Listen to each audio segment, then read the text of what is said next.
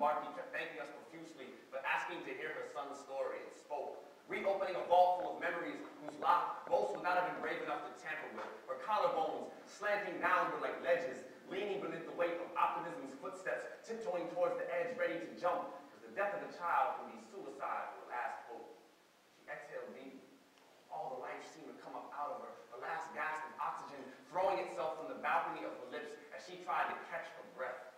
And our hearts sank slowly as a single tear down the cheek of a father into the graveyard of his jawline, like foreshadowing of his son's funeral the next morning.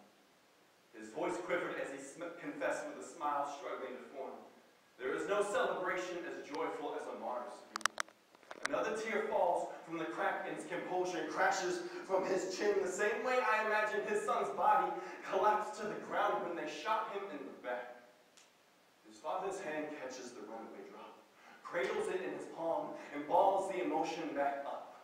He reminds me of my father, and how I try to downplay the dangers I slip myself into because I don't want him to worry.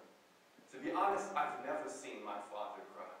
Even at his own father's funeral, but the reversal of fate is much harder to swallow. They say a parent's worst nightmare is burying their child. The thought alone leaves a lump in my throat, and the aftertaste of reprisal under this man's tongue, he demands justice be served to the murderer who took his son, but somehow wears it with a smile and firm handshake that says, don't worry about me.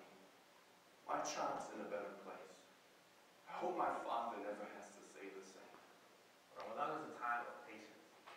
And Tunisians have known this better than most for the last 23 years. We've only been away from our families for 2 months. But with every good luck and safe travels at the end of an email,